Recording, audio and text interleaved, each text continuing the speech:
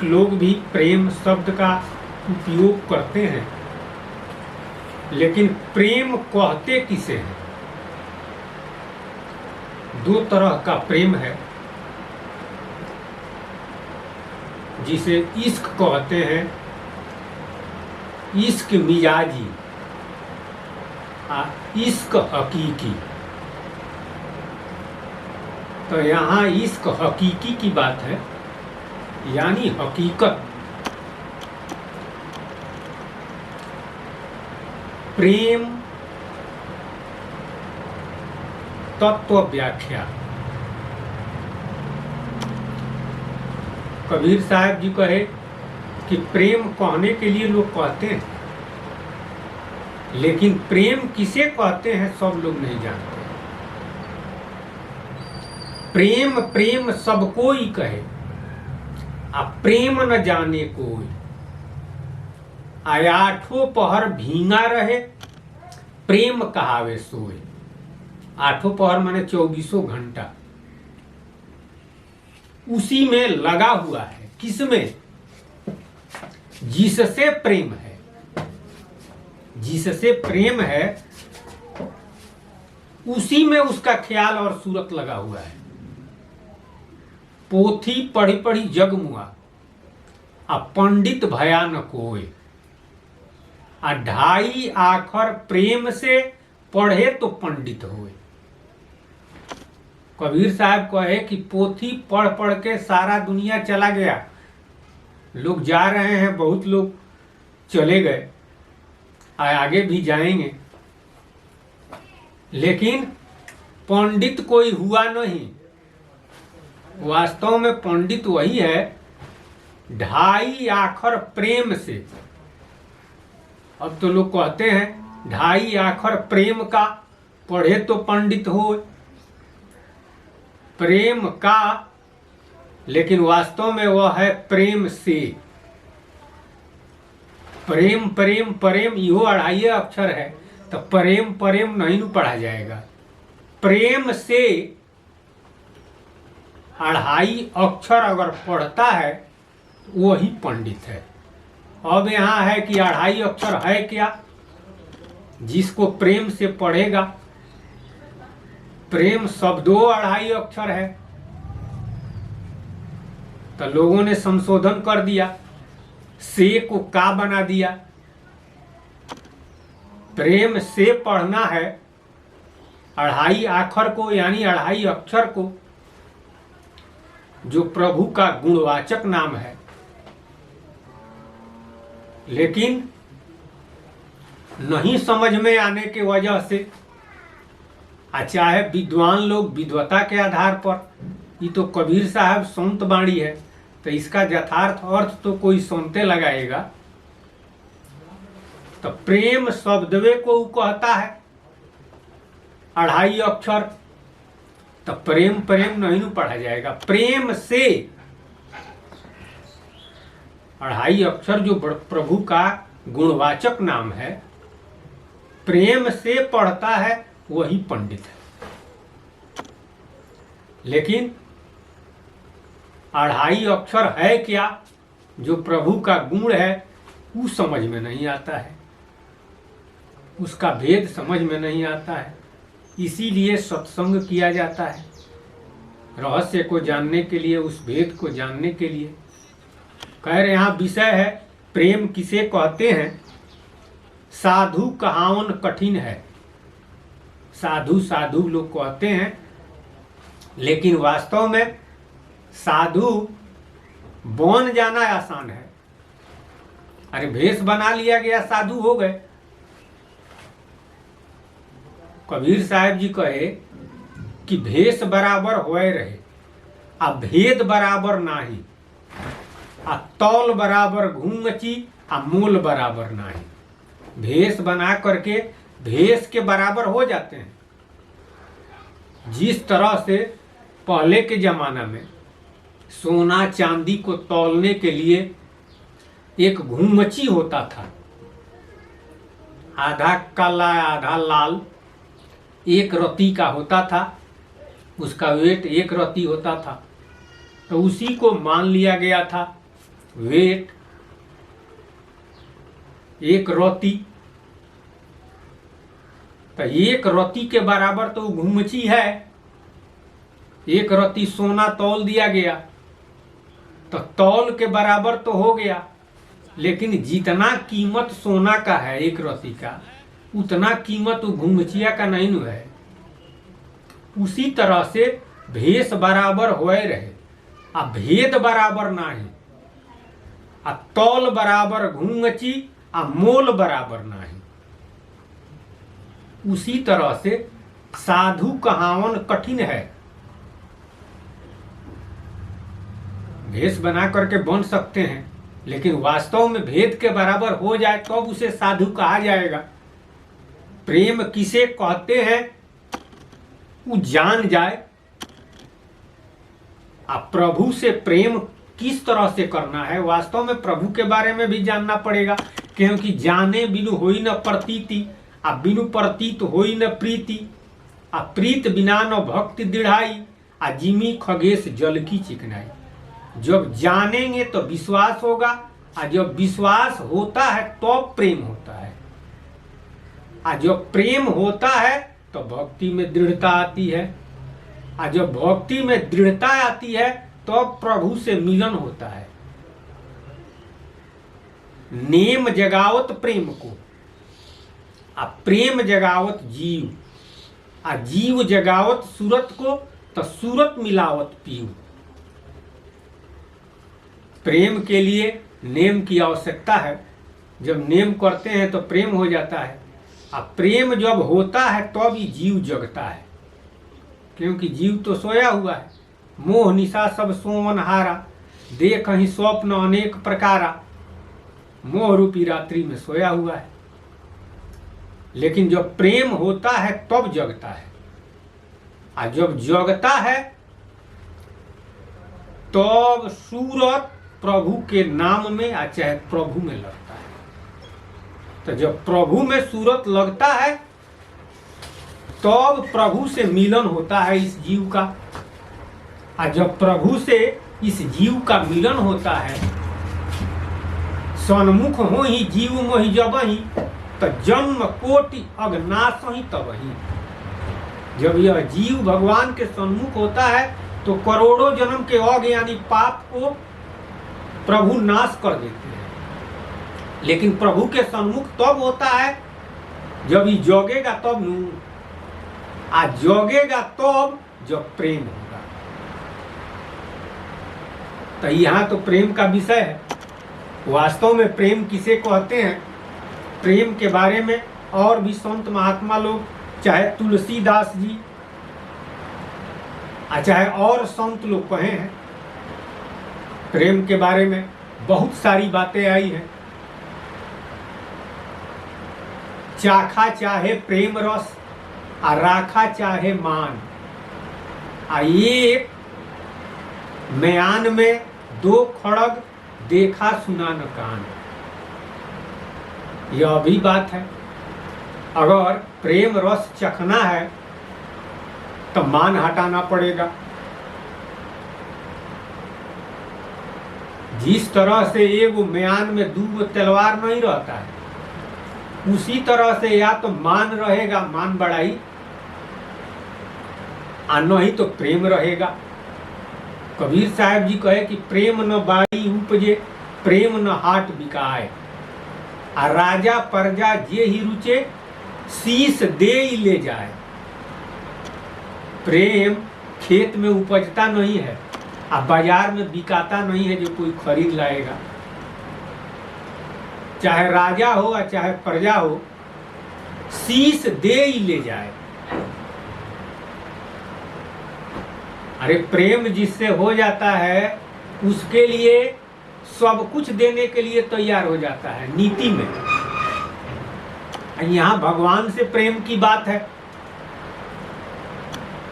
तो भगवान से अगर प्रेम करना है तो गोसाई जी कहे कि जिय दे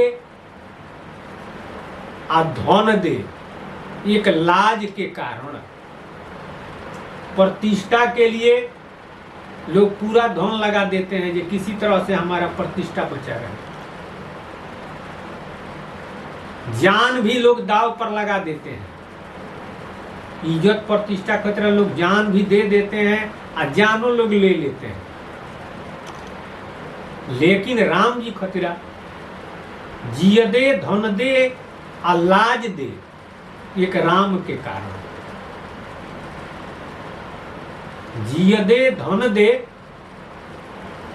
एक लाज के कारण। लाज खतरा प्रतिष्ठा खतरा धन दे देता है, जान दे देता है।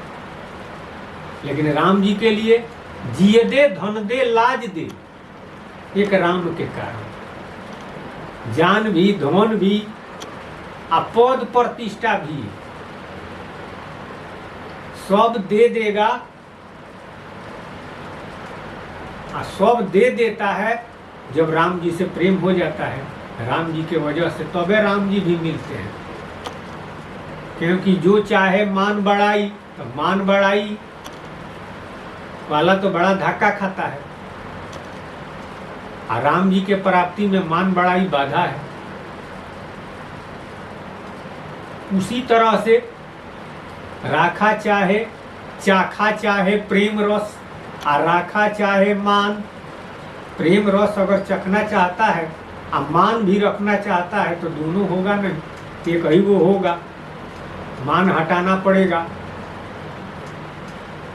शीश दे करके। वही कहे कबीर साहब जी कि राजा प्रजा जेही रुचे, शीश दे ले जाए। शीश देने का मतलब है यहाँ अहंकार को हटा देना। शीश काट भूई धरे आ तापर राखे पांव, आ कह कबीर ऐसा हो तब आओ। कबीर साहब कहे कि शीश काट करके जमीन पर रख देता है, आ उस पर पैर रख करके अगर आता है तो वो हमारे पास आ सकता है। यानी अपना मान सम्मान, अरे कोई तरह का मान है, बोल का, धन का, जौन का, पद का, प्रतिष्ठा का, जानकारी का, विद्या का, रूप का, जाति का, धर्म का, कोई तरह का अहंकार है। इस सारा अहंकार को नीचे रख दे और उसको मसल दे तो कबीर साहब कहते हैं कि वो हमारे पास आ सकता है, यानी प्रभु को प्राप्त हो सकता है। इसमें से अगर सब स्वर पर लिया है तो भगवान के पास नहीं जा सकता है, प्रभु को प्राप्त नहीं कर सकता है। तो प्रेम विषय है, प्रेम, अनुराग, नेमा भक्ति, प्रेमा भक्ति, अनुरागा भक्ति, पारा भक्ति। तो कोई वो है क्लासिकल है, लेकिन यहाँ प्रेमे विषय है। अब रामचरितमानस में प्रेम का व्याख्या एक जगह है। वास्तव में प्रेम किसे कहते हैं? यथार्थ में जब हनुमान जी सीता जी को पता लगाने के लिए लंका में गए तो लघु रूप, छोटा रूप बना करके और रात्रि में वो घूम रहे थे लंका में, सीता जी को खोज रहे थे। मंदिर मंदिर प्रतिकर शोधा, जह तह देखी अगणित जोधा। गोसाई जी लिखते हैं कि मंदिर मंदिर प्रतिकर शोधा, यानी लंका में जितना घर है, आज तो नहीं, उस समय जितना घर था सब मंदिरे का आकार का था। गोसाई जी मंदिरे लिखे हैं, और सब घर में यानी उसका गुंबज मंदिर के आकार का था। तो सब घर में वो घूम कर देखे, और जहाँ तहाँ देखी अगणित जोधा, जहाँ तहाँ लंग धड़ंग शराब पी करके, खा करके सब सोए हुए थे राक्षस। सीता जी कहीं नहीं दिखाई दी, घूम रहे हैं चारों तरफ। तब मंदिर लिखे हुए हैं। एक जगह लिखे हुए हैं कि भवन एक पुण्य दिख सुहावा, आ हरि मंदिर तम भिन्न बनावा। घूमते घूमते कहीं सीता जी नहीं दिखाई दी, तो गोसाई जी लिखते हैं कि हनुमान जी को एक मंदिर दिखाई दिया, हरि मंदिर तम भिन्न बनावा। भवन एक पुण्य दिख सुहावा, सुहावना, आ हरि मंदिर तम भिन्न बनावा। और जितना मंदिर था, यानी जितना घर था, उससे भिन्न एक घर था। तो ये हरि मंदिर, और जितना घर था उसको भी मंदिर कहा गया। तो वो कौन मंदिर है? हर मंदिर, क्योंकि रावण शिव जी का भक्त था। हर मंदिर आ हरि मंदिर, हर मंदिर माने शिव जी के मंदिर, आ हरि मंदिर माने भगवान विष्णु के मंदिर। एक समय हर मंदिर जपत रहो शिव नाम। काग भुसुंडी जी शिव जी के मंदिर में बैठ करके शिव जी का नाम जपते थे। तो वहाँ लिखा हुआ है कि एक समय हर मंदिर जपत रहो शिव नाम। तो हर मंदिर माने शिव जी का मंदिर, आ हरि मंदिर माने भगवान विष्णु का मंदिर। तो एक भवन एक पुण्य दिख सुहावा, आ हरि मंदिर तम भिन्न बनावा। नौ तुलसी के वृंद तम देख हरस कपिराय। हनुमान जी देखे कि तुलसी का पौधा लगा हुआ है, नया नया पत्ता उसमें दिखाई दे रहा है, हरा हरा। तब प्रसन्न हो गए कि निश्चित रूप से कोई यहाँ पर सज्जन है, संत है। क्योंकि तुलसी का पौधा तो भक्ते लोग रखते हैं, संते लोग रखते हैं। जो लोग शाकाहारी है, वैष्णव हैं, भगवान के भगत हैं। लेकिन फिर उनके मन में तर्क वितर्क होने लगा। लंका निकर निश्चर निवासा, आ यहाँ कहाँ सज्जन कर बासा। लंका तो निशाचरों की नगरी है, यहाँ सज्जन कर बास कहाँ से? राक्षसों के नगरी में यहाँ पर संत महात्मा कहाँ से? अब मन में तर्क वितर्क हो रहा है। यही विचार कर रहे हैं कि यहाँ पर हरि मंदिर तो है, तुलसी का भी पेड़ है, नया नया पत्ता दिया है,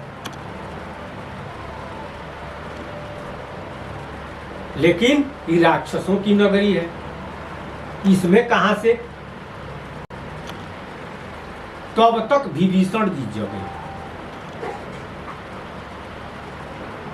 तब तक विभीषण जी जग गए। मनमह तर्क कपि करन लागे, आते ही समय विभीषण जागे। आ राम राम सुमिरन किन्हा। मन में तर्क वितर्क हो रहा था, तब तक विभीषण जी जग गए। आ राम राम सुमिरन किन्हा, राम नाम सुमिरन किन्हा। आ हृदय हरस कपि सज्जन चिन्हा। अब हनुमान जी पहचान गए कि निश्चित रूप से इस सज्जन है। तब सज्जन का पहचान क्या है? तुलसीदास जी के अनुसार, मानस के अनुसार, सज्जन का पहचान ये है, जब वो जगेगा तो जगते जगते उसके मुंह से रामे नाम निकलेगा। बहुत लोग जगते हैं, आय दादा आय माई, अच्छा कुछ भी नहीं कहते हैं, तो जगते जगते ख्याल चिंतन कि मन का काम है, मनन करबे करेगा, किसी वस्तु में जाएगा। जो लोग सोते समय राम नाम में ख्याल करते हुए, राम नाम में सूरत करते हुए सो जाते हैं, तो निश्चित रूप से जगते समय भी राम नाम में ख्याले होता है, रामे नाम निकलता है। और सुमिरन शब्द यहाँ है, तो सुमिरन तो मुंह से बोल करके नहीं किया जाता है। सुमिरन का मतलब होता है चिंता, चिंतन, चितवन। लेकिन अंदर जो बसा रहेगा वह न बाहर आएगा। तो विभीषण जी के हृदय में, विभीषण जी के मन में तो राम नाम बसा हुआ था। तो जिसके अंदर राम नाम बसा हुआ है और सोया हुआ है, जब जगेगा तो निश्चित रूप से राम नाम निकलेगा। तो हनुमान जी कहे कि हम पहचान लिए कि निश्चित रूप से सज्जन है। तो सज्जन का पहचान यही है, हृदय हर्ष कपि सज्जन चिन्हा। तो अब हनुमान जी विचार किए कि इनसे पहचान करने में काम में बाधा नहीं होगा, बल्कि काम बनेगा। अरे साधु ते हो ही न कारज हानि, साधु के दर्शन से काम में हानि नहीं होगा, काम बनेगा। तो अब विभीषण जी से पहचानी किए, रूप बदल करके गए। आज जब विभीषण जी से बातचीत हुआ, विभीषण जी भी जान गए, इहो जान गए। तो विभीषण जी कहे कि अब हमको विश्वास हो गया कि भगवान की कृपा हमारे ऊपर है। दो बातें यहाँ पर है, एक वो सज्जन को कैसे पहचानेंगे, सज्जन का पहचान, और दूसर का भगवान की कृपा हमारे ऊपर है कि नहीं है, इसका भी पहचान। यहाँ दोनों का प्रमाण है। अरे सज्जन का पहचान वो हनुमान जी को है कि हृदय हर्ष कपि सज्जन चिन्हा, राम नाम, अच्छा है राम राम सुमिरन किन्हा, हृदय हर्ष कपि सज्जन चिन्हा। राम नाम का सुमिरन करता है वह सज्जन है, इस सज्जन का पहचान है। और दूसरा, राम जी की कृपा है हमारे ऊपर, इसका पहचान। तो विभीषण जी कहे कि अब मोहे भाव भरोसा हनुमंता, अब बिनु हरि कृपा मिलहि न शांता। अब हमको भरोसा हो गया कि भगवान की कृपा हमारे ऊपर है, क्योंकि बगैर भगवान के कृपा के संत का दर्शन नहीं होता है। यानी संत का दर्शन अगर हुआ है, चाहे संत का दर्शन हो रहा है, तो समझिए कि भगवान की कृपा है। ये मानस के अनुसार विभीषण जी यही कहते हैं। यानी हनुमान जी को उस संत मानते हैं कि भगवान के भक्त हैं, भगवान के दूत हैं। तो ये संत हैं, इनका दर्शन हो गया। और दूसरी बात अब लोग कहेंगे कि हनुमान जी का दर्शन तो बहुत लोगों को हुआ होगा, राक्षसों को भी हुआ।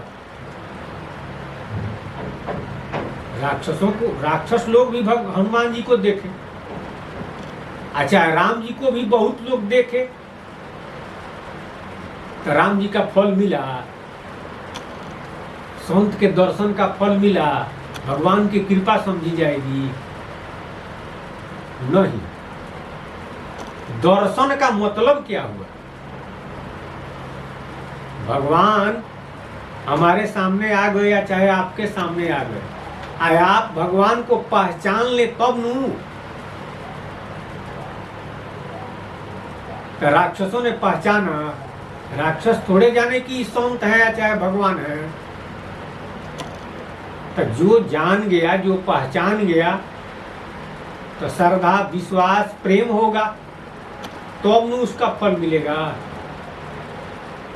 महाराज जी सतराम बाबा एक जगह सत्संग सुना रहे थे, तो बात के क्रम में एक महात्मा जी थे, वो कहे कि अरे भगवान का दर्शन हो जाए तब।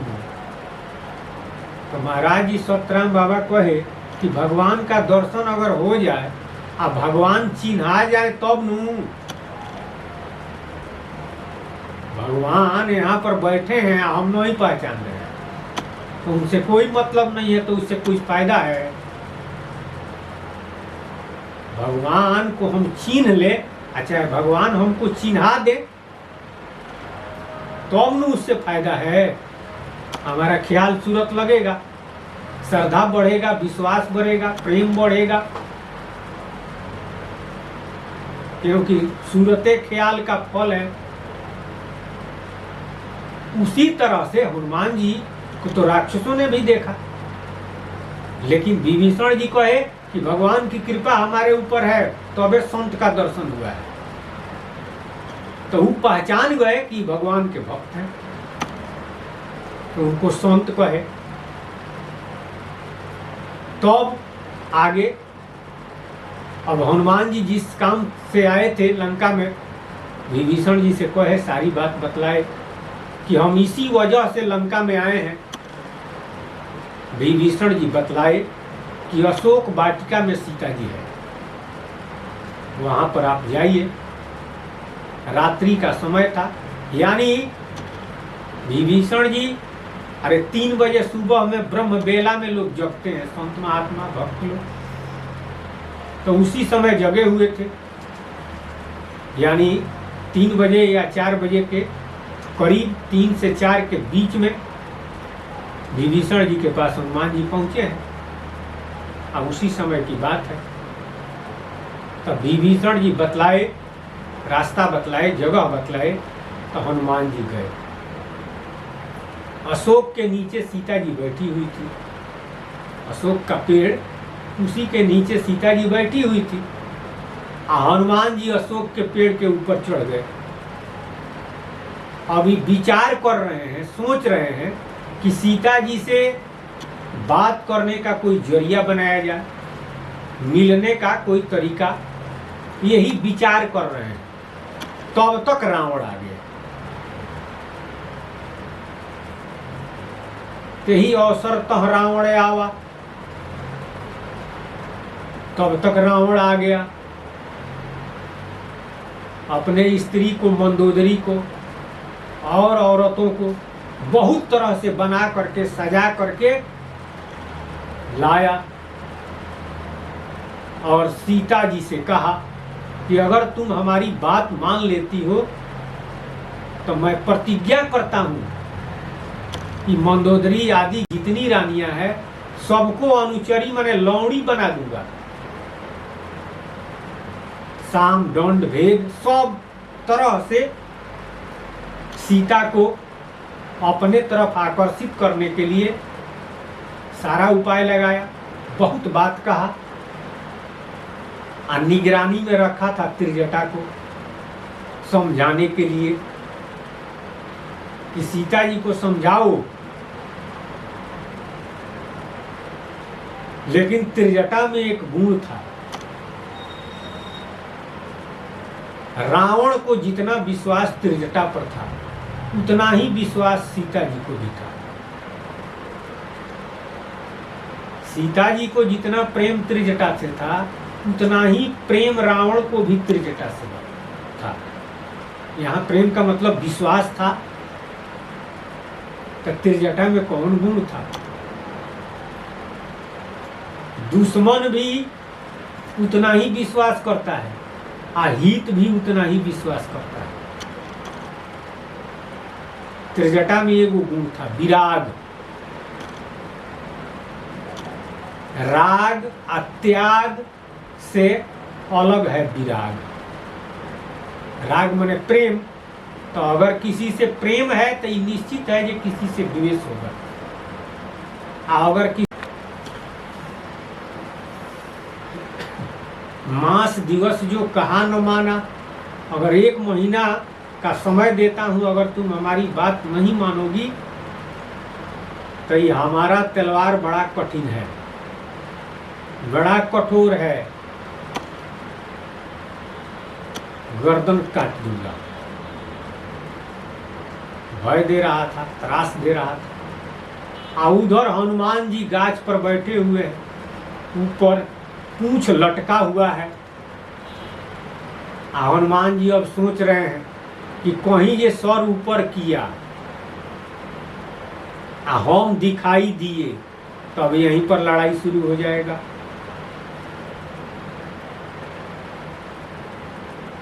हमसे लड़ाई शुरू हो जाएगा रावण से, तो रावण तो हमसे मरेगा नहीं, रामे जी से वो मरेगा। अब वो फेर में पड़ गए कि अगर हमको देख लेता है तो हमसे लड़ाई शुरू होगा, भगवान के काम में बाधा आएगा, जिस काम के लिए आए हैं वो काम होगा नहीं। अब किम कर्तव्य विमूढ़,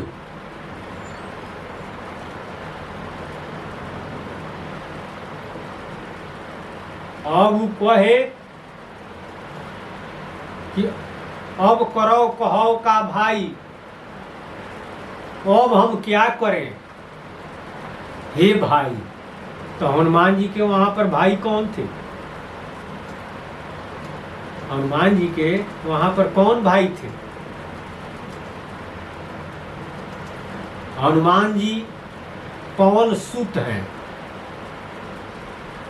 पवन पुत्र 49 हैं। पवन देवता के 49 गो लड़िका। तो हनुमान जी पूत नहीं है, हनुमान जी सूत है। सूत और पूत में अंतर है। सूत कहते हैं पोषपुत को, और पूत कहते हैं जो अपना है। तो हनुमान को पवन सुत कहा गया, हनुमान जी को। तो वो कहे कि हे भाई अब हम क्या करें।